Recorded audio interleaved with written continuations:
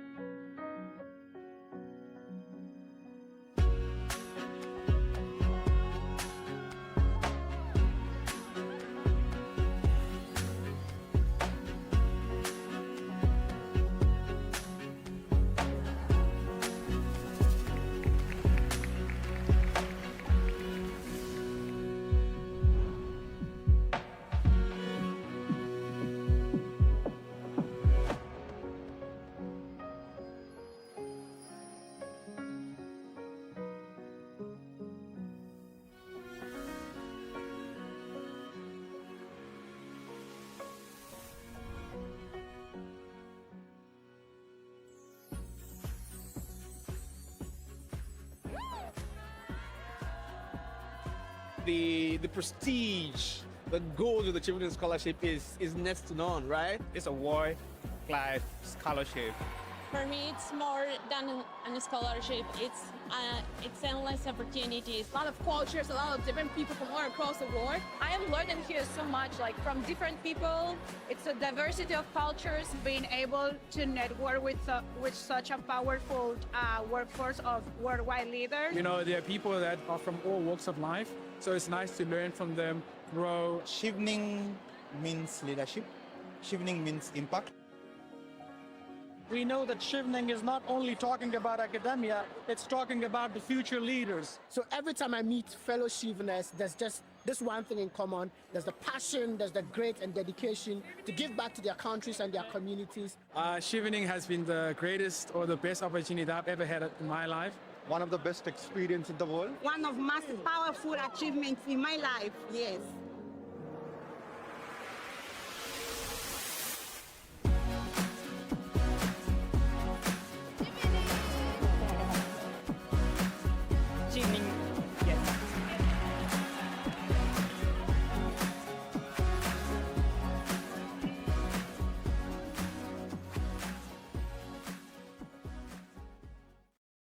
Your Chevening essays are not just words on a page. They are your passport to a world of opportunity. But here is the truth. The difference between a strong candidate and a standout winner often comes down to how well you connect with your story, to your goals, and the Chevening mission. Today in episode 2 of our Chevening Guide says, we are diving deep into two of the most crucial essays, relationship building and cause study. These are the essays that reveals that not just what you've done, but who you are and how you connect with people and why the UK is the place for your next big step. Joining me are two brilliant minds who've walked this path and won. Fatmata Forster, graduate from the University of Dundee, and Ahmeda Kella-Kalokoh, currently studying at the University College London. Together, they will unpack strategies, share personal lessons, and give you the insider tips, which you won't find on the Chevening website. If you are ready to write essays that stand out from the pile and speak directly to the selectors, you are in the right place. So let's get started. Good evening and welcome to Wivo Legal Tech for Africa. Good evening, Ahmeda. Good evening, Fatim. Good evening. Ahmeda, let's start with you. Why I'm starting with you because you are fresh off the boat, as they would say. We are currently scholars. Of course, Fatim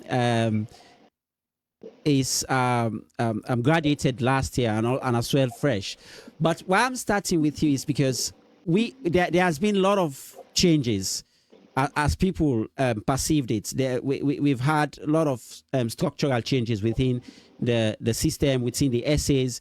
So this year's essays are quite different from what we went through. Do you have anything at the moment to start with which you would like to share with the audience or the people watching us now? Yes, there have been changes to the questions and they're more specific now, I would say. But I think the whole concept is, or the fundamental concepts are still the same. It's still about how you can, for example, we're talking about the networking essay. It's still about how you build relationships, how you maintain them, and how you use them to impact lives and make changes. So I think the word limit is now 300 instead of 500. Yes. So I would say that's a plus because I struggled writing 500 words then, although now it's nothing to be honest. But yeah, 300 words I think is enough for you to put across how you um, build build relationships in the past and how they have shaped who you are today. So I think that's all I have to say for now. That's perfect because that's exactly what I wanted to do. I mean, to set the stage because yes, last week we made several misrepresentations, and one of them was the structure of the essays. Instead of 500 words, now we have 300 words limits. Though you find this as a blessing, I would disagree with you because I remember when writing mine, I struggled with the word limitation because we've been taught the art of elaboration to write as much as you can. But nonetheless, I think yes, that might be a blessing in disguise for others. So Fatim, let me draw you in. Basically, you were the first person for me to ask, but because of these changes, I decided to change. I say no. Let me go with Ahmeda first. But when you wrote these essays, what was your mindset set? I mean, your past relationship or future potential. What did you think about? Or what came to your mind when you were writing these essays?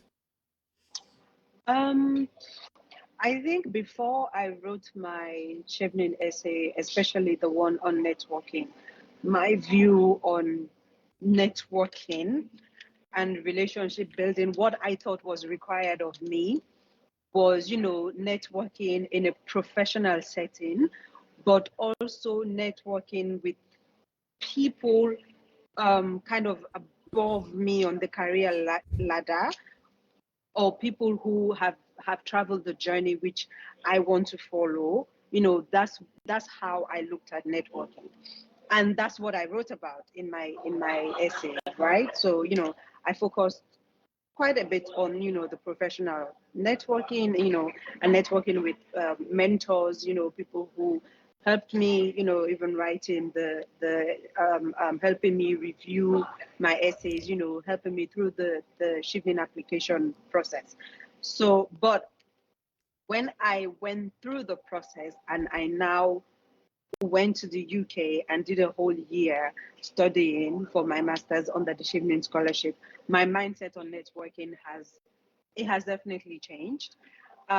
Yes, I would say it's important for you to network with people who have traveled the path which you want to follow, are above you on the career ladder on some level, because you can learn a lot from them.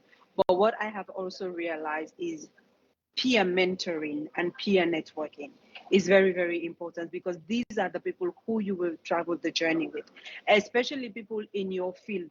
So the people who you're studying with currently, they're going to be such a massive resource for you later on in life. So that networking, those relationships are very, very, very important. And I think that's one way how the Chevening scholarship has changed my perception of what networking and relationship building is in a professional setting. Perfect. Ahmeda, the networking essay is dubbed as relationship building and influence this year. And as Fatim rightly put it, it was also about influence and what you bring to the table. So Chevening wants influence and collaboration at all time. How can applicants show this without being too generic? So I would say you have to be the whole shifting journey, you have to be authentic. And I think everyone's story is different. I was listening to how Fatima was explaining that her perception was initially network with people above and she made the effort to do most of that. But my perspective, I think because of my introverted nature, I leaned more towards peer networking before Chevening. It was more of peer networking, or should I say, it was more of I didn't go out of my comfort zone to make network with people above me or people who have walked the path. I leaned more towards peer networking, and as she was saying, these are the people you will later on build things with in life. But my whole Chevening journey taught me that I have to strike a balance. It's not just about networking with people that have walked your path, but it's also networking with people in your path or that will work with you. And striking the balance is important, and that's where the authenticity comes in. So if you're an influencer or you influence people and you also network, everyone's style is different. There's no laid down rule. We also tend to forget the trivial conversations or those settings where we're not really networking in the sense, but we're also sharing experiences. We're also building people in those settings. So I tended to lean more towards those type of networking. Like I'm not the extrovert to approach people especially those who I feel like above me, but then I use more of my peer conversations to spark changes and so on. So I just feel like influence, networking, joining them together and being authentic, it's your story. You don't have to follow the laid down rules of networking. It's your experience and how you've sort of network. For example, I thought because I was an introvert, I thought this networking is going to be difficult to write. Like, how am I going to say I have built relationships when I've just built relationships in my peer, and they might be expecting, like Fatim said, mentorship from professional people that are ahead of you professionally and so on. But I wrote what I had and I explained how I maintained these relationships, because I think it's not just about building them. How did you maintain them? And when you were maintaining them, was there a give and take? Was it a mutual thing? Or were you just trying to take or learn? Or did the other person also learn from the relationship you had? So I explained my experience, and I think it was authentic enough. So I would say, don't limit yourself just because you think you don't have the stereotypical experience. Say what you've done. It's about your experience. Say what you've done, and I think it will work for you, to be honest. They're looking for authentic essays because everyone is probably going to write, oh, I made professional Relationships. network. Yeah, so it's a thing. They've been seeing it, but they want to see a different perspective. And if yours is truly different, don't be shy to say it. Just say it as it is. That's what I would say. All right. Let me just, Mohammed, can I just add to that? Yes, sure. I was talking to a prospective applicant last week, and I told him, and it's just what Ahmeda said, write with your own voice. Write your story. Don't think that you have to write what you think that they want to hear. Write what resonates with you. You know, what is truly you. I said, those silly stories that you think, oh, this is silly. That's silly interaction that you had with someone. Put it in your essay, because that is who you are. It shows your personality. It doesn't have to be. So when I meet people and they're applying for the Chevening scholarship, they're like, oh, I graduated top of my class. I did this, I did that. I'm like, good. What else do you do? Because it's not just about academics. It's not just about work. It's about what else do you do? Because they're looking for, you know, people who are well-rounded, right? So you're not just, you can't just be building professional network and trying to, you know, build relationships with people who you think can help you get to where you need to be. You can also build a network that helps you to pull someone else up. Exactly. So those are all very important. So that interaction, you think, oh, like for example, something, you know, it can be something as simple as you introduce two people and they have become good friends. Yeah. That is a good example. You introduce two people and they're now working together. They've run a business together. They've done something together. It does not need to be anything big or fantastic. You know, if you've connected people and they have both gained something out of that relationship, you have influence, you have built relationships, and that's networking. It doesn't need to be anything big. You don't need to have met the president, the minister, the head of this organization. That it really doesn't need to be that. I mean, it needs to be you. It needs to be your story. Yeah, I mean, Fatim, that takes me to the next question, which I'd wanted to ask you. When I was writing mine, after having done my research, I realized it has to be a story, especially because one thing people don't understand, these are not 4 different types of essays. These are 4 sections with one essay. So your relationship building essay must be linked with your previous leadership essay and must be connected with the other 2 sections. So when I was writing my essays, one thing that I was very keen about was the story. How did the story connected from one point to the next point? I remember, this is just an example. At the leadership essay, I referenced, or I gave example of my time as president of the Law Society. Then I linked that with the networking, how I met someone from Nigeria who connected me to this person, and that person in turn connected me to this other person. So there was this connection. So now what I wanted to ask, can you share an example for us, Fatim, that really strengthened your essay? So I will start with the leadership essay. One of the examples that I gave was that I belong to this organization, you know, of women in Sierra Leone, you know, influential women, professional women entrepreneurs. It's called Power Women, and I held a position in that organization in I think the year before I applied for Chevening, or 2 years before, and one of the relationships that I built while I was in that position at that time is something that I used. So I took it from that organization that I had this position in.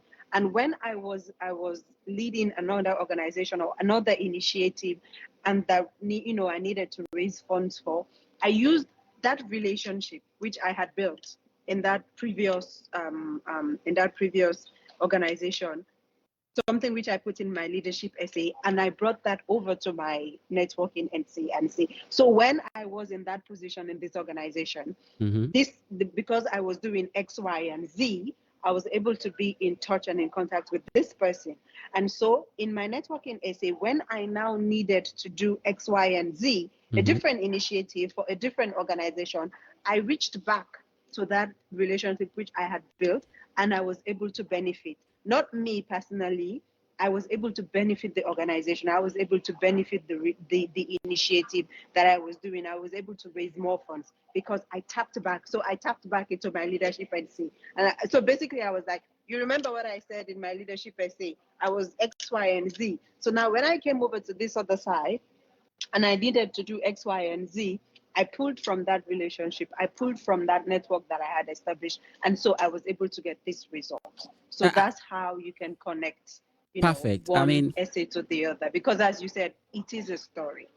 That is very beautiful. And as Ahmeda rightly said, it has to be authentic. It has to be your story. That is why using Gen AI tools cannot help you because they don't know you. They were not trained with your data. I mean, only you can tell your story. Only you know what you have. So, Ahmeda, can you also share with us an example? I mean, because why I'm emphasizing on the example, this is the most important bit of these essays.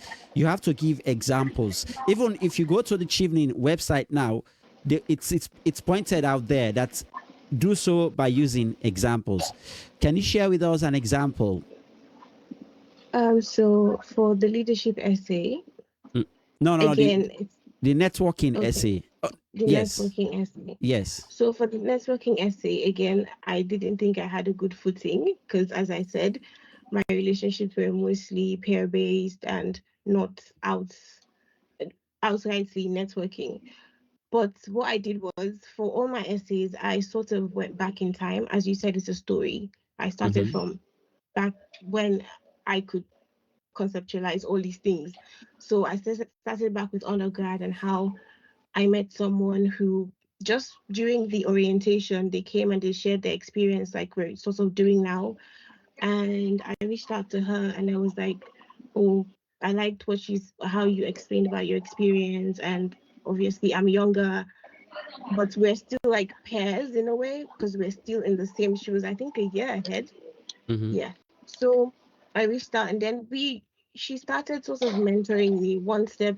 She was one step ahead. So she would sort of mentor me in whatever happened in medical school. And we became very close friends and we collaborated on an outreach. When we became doctors, we collaborated on an outreach that in Newtown, and we gave free medical advice to the people there. Also, she got married and I was the maid of honor. So it's those things like it doesn't have to be just about how it helped you professionally, but also how did you maintain the relationship? How did you people get closer?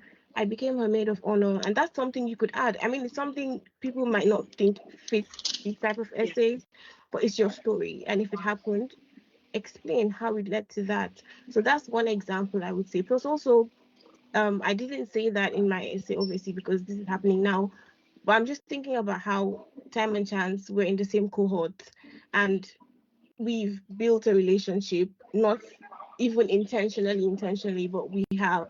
And now today I'm here sharing my experience on your platform. So it's just those trivial or not too serious relationships we sometimes ignore. You can still make a good story out of it.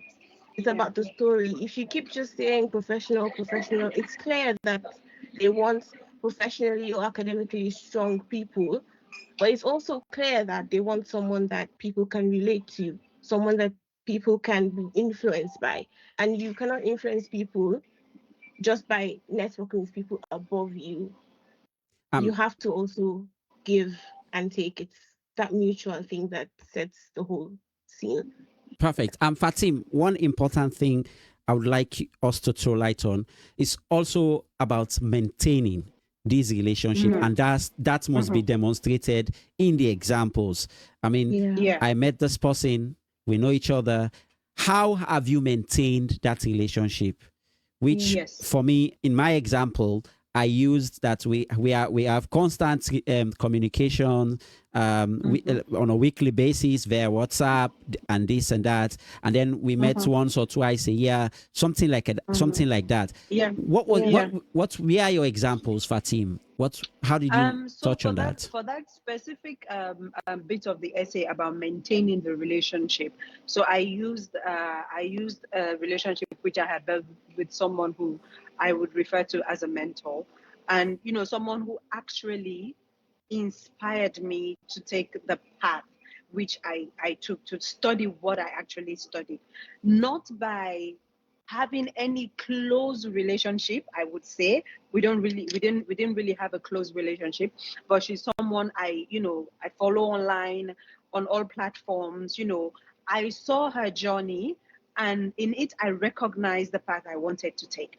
And so this is one of the examples I gave in my essay. So when I found out that she was coming to Freetown for some conference, this was before I applied for the scholarship, I secured an invitation to that conference because I wanted to meet her. So I went there, I introduced myself, and we spoke and we exchanged contact. And since that point on, I made sure that I kept in touch constantly. I would update her about what I'm doing. Even when I was applying for, my Chevening scholarship, I was updating her, the universities that I was applying to, and she even offered to be a referee for me if I was going to apply to the University of Aberdeen. So we had that kind of relationship, but it was not just about just connecting and then leaving it at that. No, you follow up. So, I would check in here and there. And sometimes also, it doesn't have to be this close-knit relationship where you talk every day, you talk every week. It doesn't have to be that, this person influenced me. She's one of the reasons why I chose to do the course which I did, because I saw, she's also a legal practitioner, and then who pivoted into energy law and policy. I'm like, oh, okay, this is something that's actually possible. And so, I followed along on her journey, and I have made sure that, I keep her abreast of my, of developments in my life, any updates and things like that. I also, reach out to her, celebrate with her, when she has a kid, so, when she gets a promotion, and just things like that. And this is how I maintain that relationship. And now I know that this person is someone I can reach out to whenever I need professional, someone to give me, guidance, whenever I need any kind of professional, help, or I need someone to hold my hand, for something, because she has walked this path. She will understand. But I had to, maintain that relationship. I didn't just let it die. And that's how, because it's not just about building, it's about how you maintain it as well. Great. So networking is more than connections. It's about influence, as you've heard from the guest. It's about trust. It's about collaboration, and then most importantly, it's about how you maintain that connection. What have you got from that connection, and what have you given in turn from that connection? All right, so that brings us to the next piece of the puzzle. Once you've convinced them you can build valuable networks, you have to show them why the UK is the best place for your academic journey. This year's networking essay is very, very interesting, guys. I was looking over the requirement, and then I bumped into the things they are asking for. In fact, the essay is named Course Choice and Global Challenge. Here you have to explain the course choice that you've selected to come to study to the UK, and the universities as well. And then you must write what is the specific priority areas you wish to address. This is where the global challenge comes. And how will you choose, or your chosen course equip you with how to contribute in addressing this particular theme? This is where you guys come in.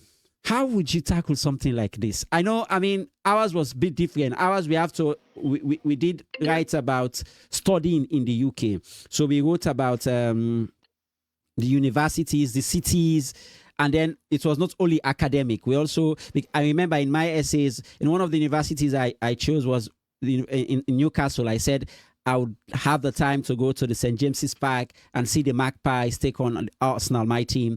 These things were included in my essay. But this year they have a particular theme, which is the global challenge impact. Fatim, how would you... It's understandable that so firstly, I didn't even know the essays had changed. And I do agree with you, Mohammed. I think 300 words is way too little to write everything that you need to write. But also, I understand why those requirements might have changed, because we live in unprecedented global times right now. With everything that's going on, the wars, the crisis, the economy, climate change, everything, right? So I can see how they would want people who get the scholarship to be people who can make an impact, and help to, solve some of these challenges. So it makes sense that they, change the essays in a bit to reflect, this growing tension, and the geopolitical relations and everything that's going on in the world around us. But for me, actually, my essay that I wrote would not have changed because they've changed this question. Perfect. The reason being that I tackled that when I was writing my essay. So, I studied energy law and policy. And so obviously I related that to what was happening in Sierra Leone, the lack of access to energy, how, we're very low on the ladder when it comes to how many people have access to energy in Sierra Leone. And I related that to how the world is, firstly, we've been left behind, in terms of energy access. But now the world is leapfrogging even more to now we're talking about renewables, and Sierra Leone, we don't even have access yet.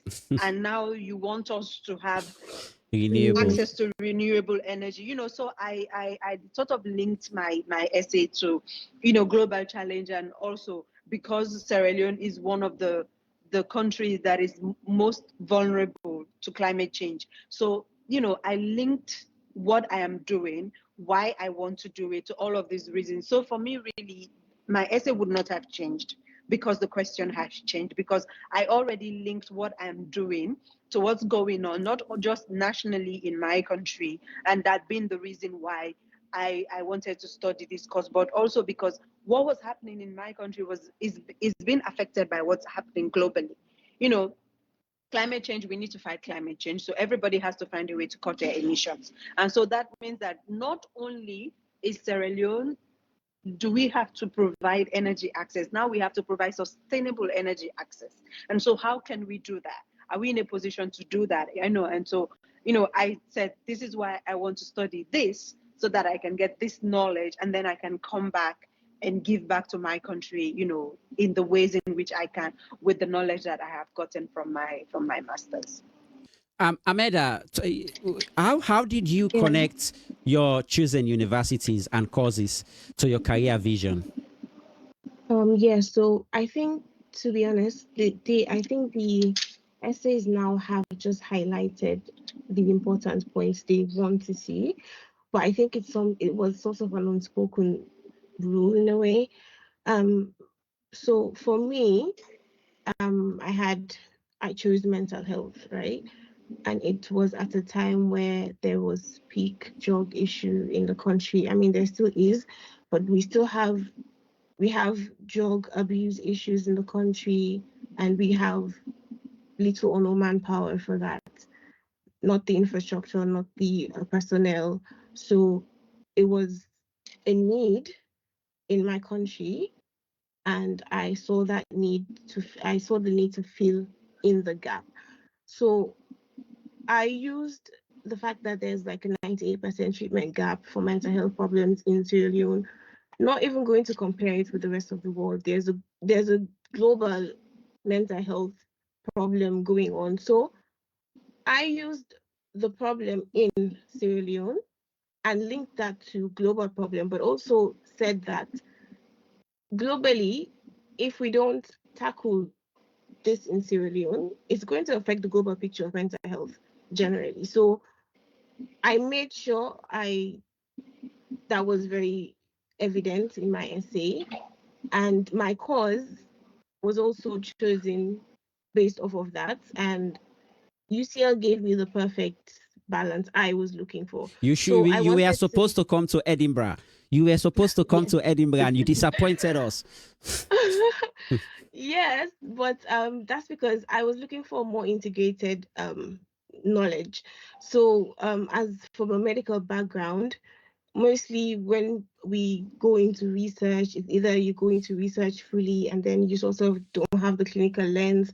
So there's always that tussle between, do I want to go into clinical fully or do I want to go into research fully? But this course offers me the opportunity to do both.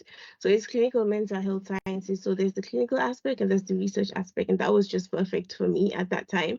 So I wanted to make informed decisions from both perspectives, because the clinical perspective is different, the global public health perspective is different. So having both the knowledge, both perspectives, I think would position me to make more integrated changes. Perfect. You've touched on a very important issue. I mean, choosing the universities. This year, I have successfully persuaded about three people to come to the University of Edinburgh. But this was you have become the unofficial ambassador. Yes. This was a very important part of, a struggling part when I was there last year, because I had this one university that fits perfect to the exact course I want to specialize on, which was cyber law. Then I also have this other university that has technology, but it also encompasses cyber law and with other extra that comes in, including data protection and other areas of tech law. And I was like, but I want to specialize on cyber law. So I went out and I asked many people that have done it. I asked other people that have gone through the process. And then one thing that struck me was what you want, what you like. And this was very important when writing the essay. So that's why, Fatim, how do you make university choices sound personal and credible, not just, copied from Google? Because one of the things I was struggling was to know these universities. I didn't know about that. I knew about Edinburgh because of Harry Potter. I'm a Potterhead, but I didn't know much about the other two universities. And you have to share the essay between those three. It must be balanced. So how do you make university choices sound personal and credible? Okay, so for me, as you may both be aware or not, I got Chevening on my third try. So my courses when I applied for Chevening for the first time were different from the courses that I applied with for the second and the third time when I finally got it. When I applied for Chevening the first time, I think my master's was more commercial law focused. And after I got rejected from that round, and that's when I started following. So this is my story, and this is how you link your stories. So that's when I started following this person that I was talking about in my networking essays. And then I saw what she was doing, and it got me interested in energy law and policy. And then I started to do my research on energy law, on the energy sector generally in Sierra Leone, and I started doing my research, and I got more information, and I became more and more interested in the sector. So that's how I moved from commercial law and did a complete pivot to energy law and policy. And so when I applied the second time, my courses and my university did not change the second and third time I applied. So for me, University of Dundee, it ranked as one of the highest for what I needed to do. The Center for Energy, Mineral Law and Policy is well renowned for energy studies, for mineral law, petroleum, is well renowned. So for me, that tipped the balance. That tipped the balance for me. And so I said, okay, that was my first choice. And then my second choice, I think, was University of Aberdeen. And then my third choice was Queen Mary University in London. Also, the reason why Dundee was first choice is because I had been opportune to have traveled to the UK before on vacation, and so I had spent a little bit of time in London, and I feel that it is a city that is a bit too fast-paced for me. So when I was doing my application, I was like, I do not want to be in London. So I put the universities in Scotland above the university in London because I really did not think that I could handle studying in London. So, that was how Dundee moved up the ranks. One, because of the reputation for what I wanted to do, but secondly, because also I was, I had the opportunity of experience in London. I just didn't think I could, do it. So that's why I chose Dundee. But the most important reason is not even about location. The most important reason is because of the reputation of the university that I wanted to go to. And so since I was, I guess, fortunate or unfortunate, however you want to call it, to go through the process 2 times for University of Dundee, I had done a lot of research. I had spoken to a lot of people that had gone there, and we actually do have quite a small, number of people in Sierra Leone who attended University of Dundee. So I was very fortunate, I was able to talk to them, and know more about the city, know more about the cause. There were some who actually studied in the center, which I wanted to go to. So, I was able to get all of this information, and that helped me in writing my essay, because then I had more knowledge than what was on Google. I had personal experiences from people who have been there, who have been through the institution, and that helped to guide me. I mean, my decision was, it was set, but certainly speaking to people who had gone to the university, who had experienced the institution, it made a lot of difference to how I was able to write my essay. Perfect. Now to you guys, before we go for a short break, and then we'll come back and take some comments from Facebook and from YouTube. If you have a question for our guest today, or if you have a contribution and you want to add to the program, please do so by sending your comments on the comment sections on both Facebook and YouTube. So, guys, before we go for that short break and come to those comments, I want us to go back in time to before applying. If you haven't studied in the UK before, which we haven't done then, how did you convincingly argue it's the right fit, it's the right place to study? For me, let me start with myself. I referenced, of course, my mentor, the late Dr. Binet Kamara, may soul rest in peace. I referenced him in one of his classes, and I put the words in quotation mark, that he said the UK is the best place to have education. That was his words. I think the British Academy is second to none. That's how he puts it. So my question to you guys now: how do you convincingly argue that this place that I'm intending to go is the best place for me? Because that must be in that essay for your essay to stand out. I'll start with you, Ahmeda, because Fatim to catch a break. Okay, so for me, it was more of, I sort of linked it to the fact that everyone knows UK is one of the top places to do your masters, and that's a fact that you have to state in a way. And then I sort of linked it to the fact that I have had sort of a more UK-based education throughout my life. So adjusting to the UK system would be much more easier for me compared to any other place. I mean, it's English speaking. We've sort of adopted most of the academic structure. So it would sort of be more seamless than other options. That's another one. Plus, we have in undergrad, we have a UK link that helps to train medical doctors. So I sort of also use that to say I've had relationship with people in the UK, and I've experienced like doctors from the UK, and I think they're quite solid. So all of that I put together and say this is why I want to study in the UK. But also I also added the fact that the UK is rich in history. There's so many things I would want to do when I get to the UK. So many social activities that I have on my bucket list. Did you do all of them? It's not just about wait. after the dissertation, we'll get to the bucket list. I mean, I've been doing most of them, but yeah.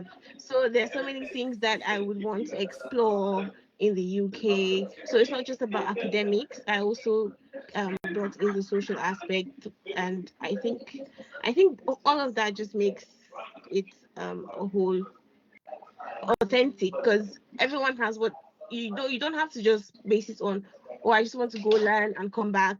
That's not it. Clearly that's not the whole picture. So don't be afraid to sprinkle a little social activity in there that you are hoping and you're very passionate about. Some people would put in, oh, I want to go watch an Arsenal game or Manchester game, those things. And it's UK culture. And it shows that you want to engage with the people. So you just don't want to come to the country, learn, and come back and implement in your country. You want to also engage with the environment and with the culture.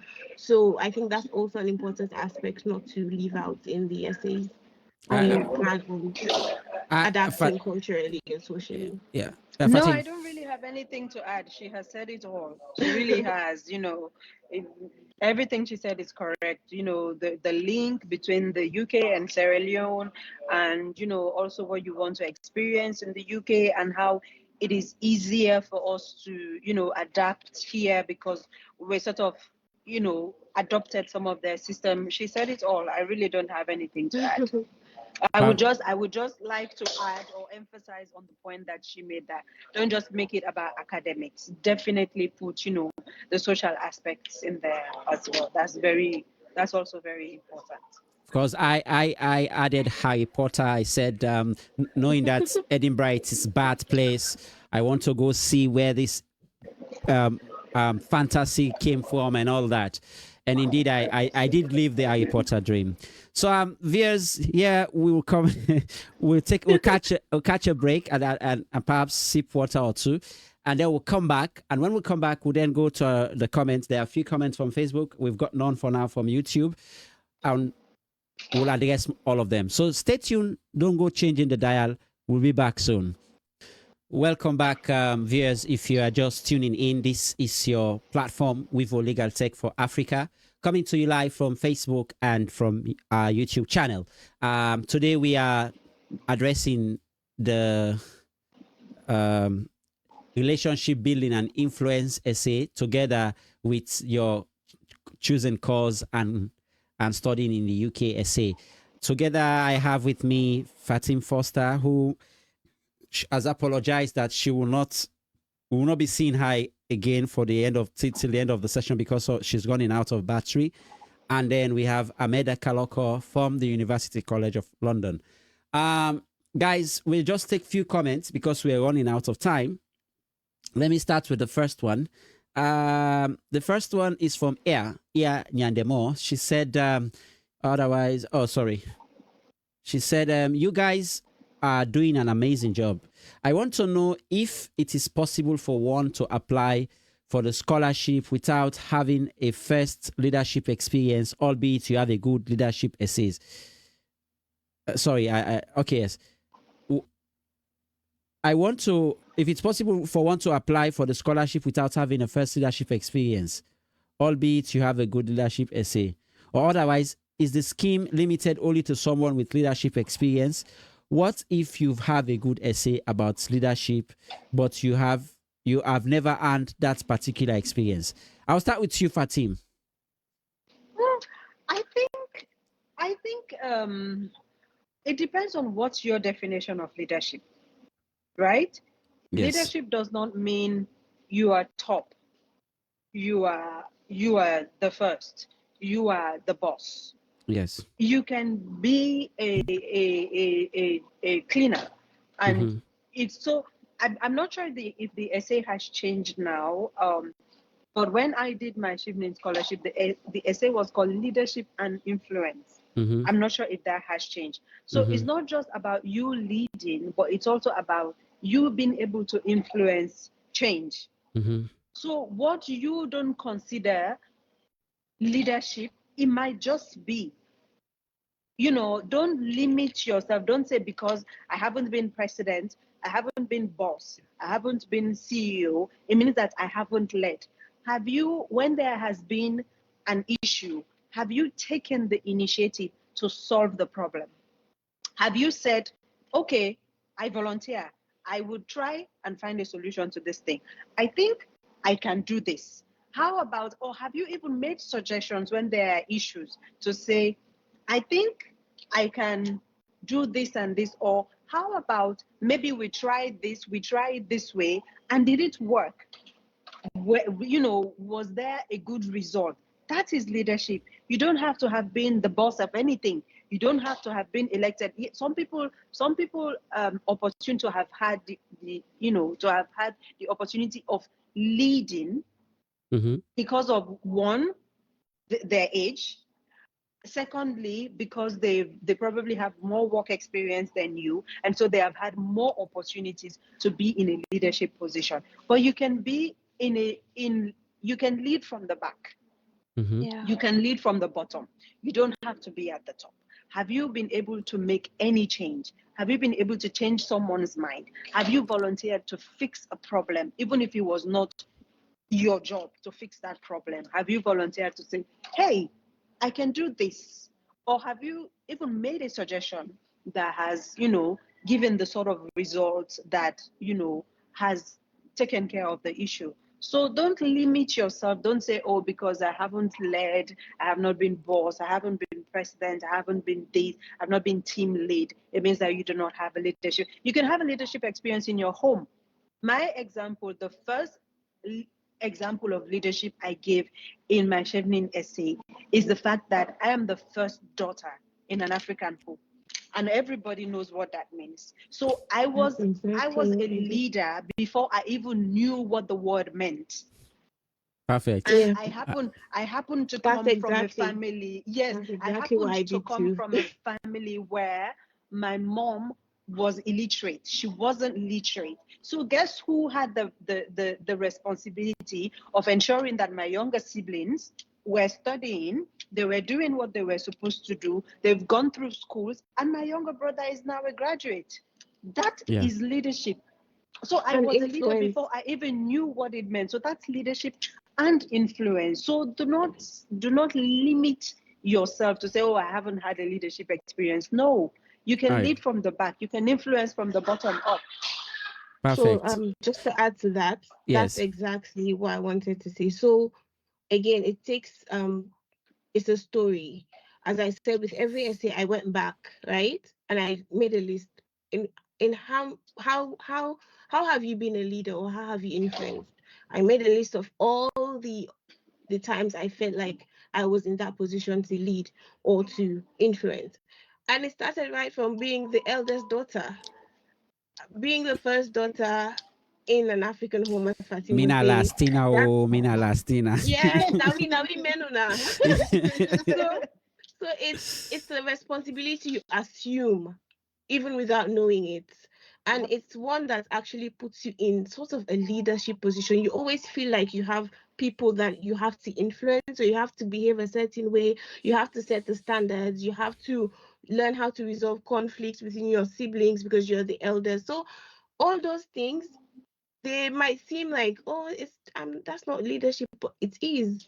So it's about, again, being authentic, being you. If that's how you have led, if that's how you have influenced, it is not obsolete. It is considered a leadership position. So Thank don't limit yourself. Thank you, guys. We are running out of time. One last question. Thank you very much, Wivo and team. This is a great opportunity for us. Dr. Ahmeda, your mentee is here. Amara Sanfa is saying that. Amara, yeah. So can we use Grammarly to check our essays? I think I will answer that one. I don't know if you may join if you have any answer. The answer I would give, because you want to succeed, you want to get the scholarship, don't. Why? If you are using Grammarly, you can use it with your Word, as in the Word file where you're typing. But let me tell you how the algorithm works.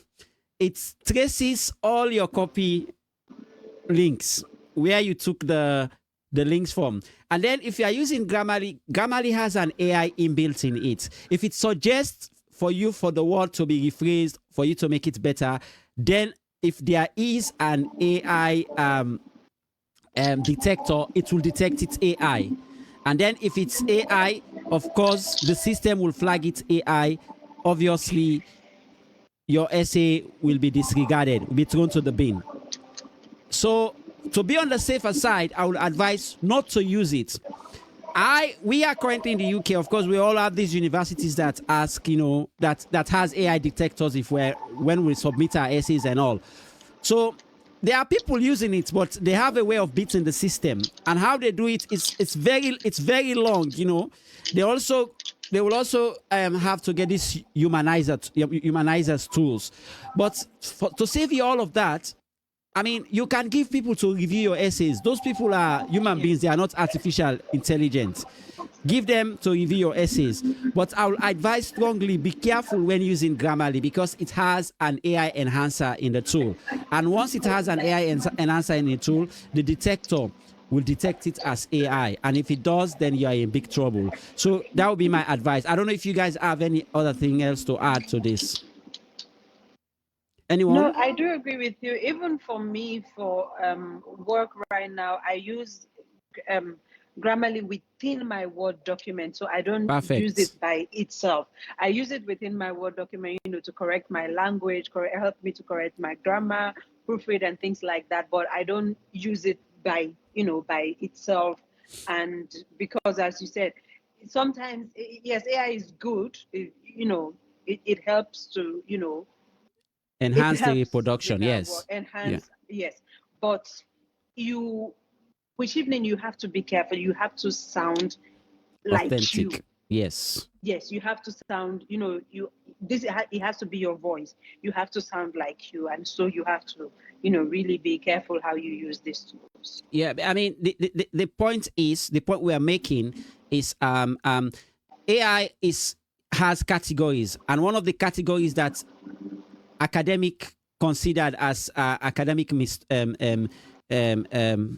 how would I put it, criminality is the one that generates for you. Gen AI is what we call generative AI. Tools like ChatGPT or Gemini or other co-pilots and the others.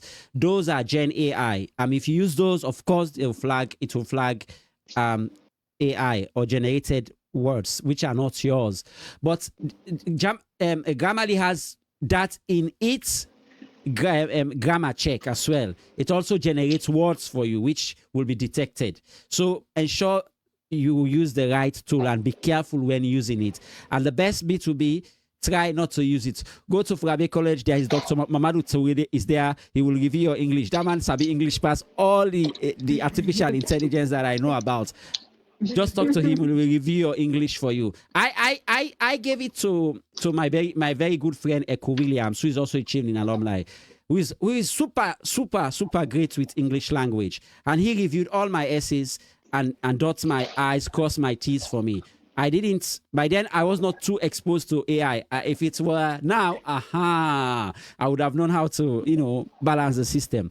But nonetheless, guys, thank you very much for coming. You guys have been extremely great.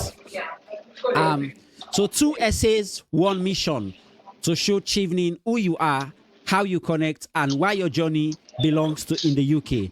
So thank you, Fatim, and thank you, Ahmeda, for sharing your wisdom, and to our viewers. Episode 3 is coming soon, but it will not be next week, because next week we will be airborne, so we won't be able to come to you next week. But just stay tuned and keep writing your essays. That's when we'll know when episode 3 will be back. I don't know, guys, if you have any words to say before we depart, and if that is the case, just in 1 minute, because we already run out of time. Nothing to say, really. I think we've said everything. Just be you and write your story. That's all. Perfect. Fatim? Yes, I just want to wish good luck to every prospective applicant, and look for the Chevening alumni in your country, Sierra Leone. I promise you, a lot of us got help from the alumni, and so we're always willing to pay it forward. So if you have questions you need answers to, you can always reach out to anyone who you know is part of the Chevening alumni in Sierra Leone, and they would be more than willing to help you. All right. Thank you very much, guys. Thank you, Fatim. Thank you, Ahmeda. And to you guys who stuck around till the end, thank you so much. Thank you. And until we meet again, bye-bye. Bye.